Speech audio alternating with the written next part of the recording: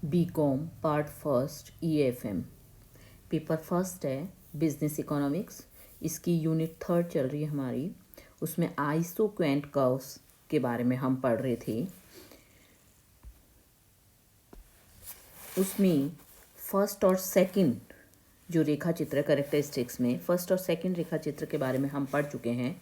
First में आपके जहाँ पूंजी की मात्रा और श्रम की मात्रा, पूंजी की मात्रा ओ वाई एक्सिस पे दे रखी है और श्रम की मात्रा ओ एक्स एक्सिस पे दे रखी है। श्रम की मात्रा और पूंजी की मात्रा समान मात्रा में यहाँ पे बढ़ रही हैं, तो हमें ओ क्यू एक सीधी रेखा प्राप्त होती है। दूसरा है हमारे पास में कर्व, जिसके बारे में हम पढ़ चुके हैं। बी कर्व जो है रेखा चित्र बी, उसमें आपके श्रम की मात्रा स्थिर है, लेकिन पूंजी की मात्रा जो होती है वो परिवर्तित होती रहती है। नेक्स्ट थर्ड जो आपके यहाँ पे कर्व है या रेखा चित्र है, वो आपके ओ एक्स एक्सिस पे श्रम की मात्रा को दर्शा रहा है और ओ वाई एक्सिस पे पूंजी की मात्रा को दर्शा रहा है। ओ एक्स पे श्रम की मात्रा जो है उसमें परिवर्तन होता रहता है और ओ वाई एक्सिस पे जो पूंजी की मात्रा है उसमें परिवर्तन नहीं हो रहा है। तो यहां पर रेखा चित्र सी में सममात्रा वक्र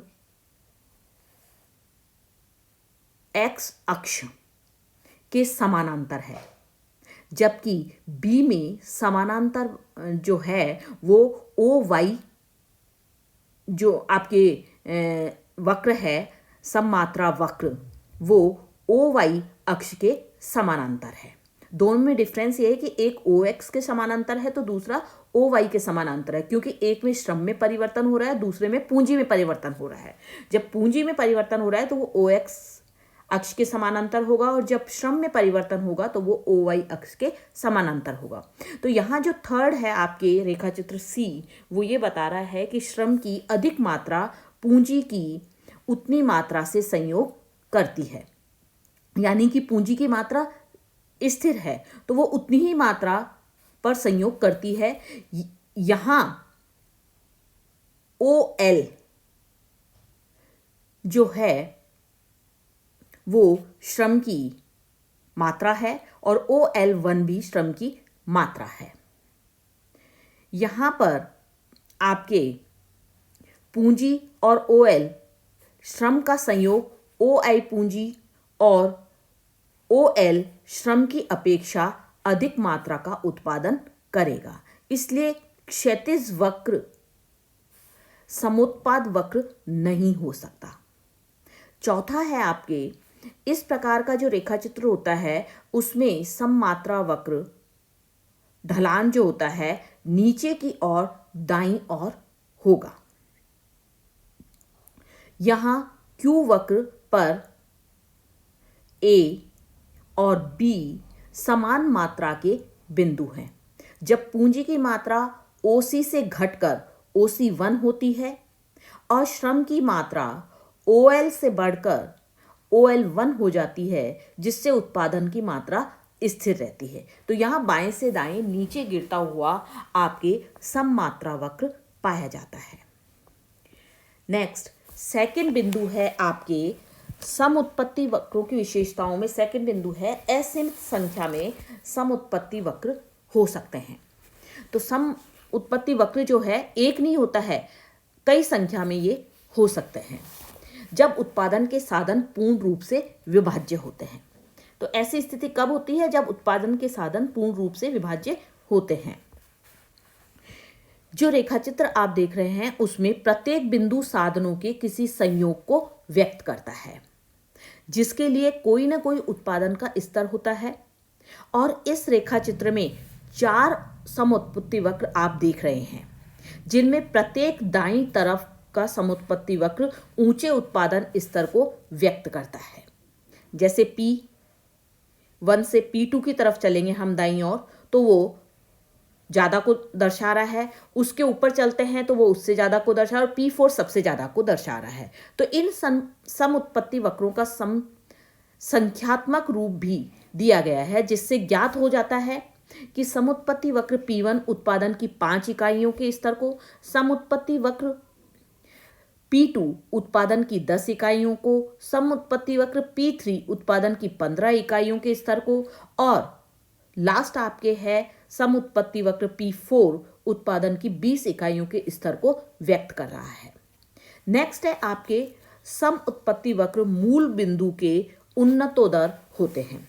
जो सम उत्पत्ति वक्र होते हैं वो मूल बिंदु के उन्नतोदर होते हैं। उदासीनता वक्रों की तरह ही समुत्पत्ति वक्र भी मूल बिंदु की ओर उन्नतोदर होते हैं। जिस तरह आपके उदासीनता वक्र विश्लेषण में एक वस्तु के लिए दूसरी वस्तु के प्रतिस्थापन की सीमांत दर के घटने के कारण उदासीनता वक्र जो होता है वो मूल बिंदु के उन्नतोदर होता है, ठीक उसी तरह आपके समुत्पत्ति वक्र भी एक साधन दूसरे साधन से प्रतिस्थापित किया जाता है, तब तकनीकी प्रतिस्थापन की सीमांत दर घटती जाती है।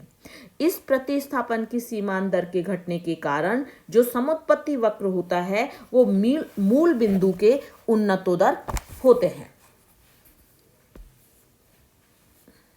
यहां आप रेखाचित्र देख ही रहे हैं। इसमें क्या है कि वस्तु की 1000 इकाइयों का उत्पादन करने के लिए उत्पादक संयोग ए से जैसे जैसे बी सी डी पर आता है वह श्रम की अतिरिक्त इकाइयों के लिए पूंजी की अपेक्षाकृत और कम इकाइयों को छोड़ता है। किसकी इकाइयों को? श्रम की इकाइयों को का त्याग उसे कम करना पड़ता है। उत्पादन के उसी 1000 इकाइयों के स्तर को बनाए रखने के लिए पूंजी की पहले से कम BR और श्रम की अपेक्षाकृत RC इकाइयां अधिक प्रयोग की जाती हैं। यदि उत्पादक इसी उत्पादन को संयोग D से उत्पादित करता है तो वह पूंजी की कम मात्रा CT और श्रम की अपेक्षा अधिक TO मात्रा लगाएगा। इसी प्रकार घटती सीमा स्थानापन्नता की दर के कारण सम मात्रा वक्र उन्नतोदर होते हैं। नेक्स्ट है फोर्थ पॉइंट, आपके दो समुत्पत्ति वक्र एक दूसरे को नहीं काटते हैं। जो समुत्पत्ति वक्र होते हैं वो एक दूसरे को नहीं काटते हैं। दो अलग अलग उत्पादन की मात्रा या स्तर को ये समुत्पत्ति वक्र व्यक्त कर रहे हैं, जैसे P1 और P2।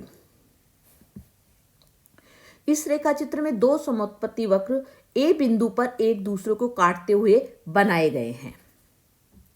अब इसको यदि अपन स्पष्ट करते हैं तो ये नजर आता है कि समुत्पत्ति वक्र P1 उत्पादन की 5 इकाइयों को बतलाता है और समुत्पत्ति वक्र P2 उत्पादन की 10 इकाइयों को बतलाता है। इसका यह अर्थ लगाया जाता है कि ए बिंदु को समुत्पत्ति वक्र P1 पर मानने पर वह एक ऐसे संयोग को बतलाता है जो उत्पादन की 5 इकाइयां उत्पन्न करता है, और यदि इसे समुत्पत्ति वक्र P2 पर माना जाए तो ये 10 इकाइयां उत्पन्न करता है। तो एक संयोग दी हुई तकनीकी परिस्थितियों में उत्पादन के दो विभिन्न स्तर कैसे प्राप्त कर सकता है? एक ही स्तर होना चाहिए उत्पादन का, तो इसलिए ये गलत है। इससे ये स्पष्ट हो जाता है कि दो समुत्पत्ति वक्र एक दूसरे को काट नहीं सकते।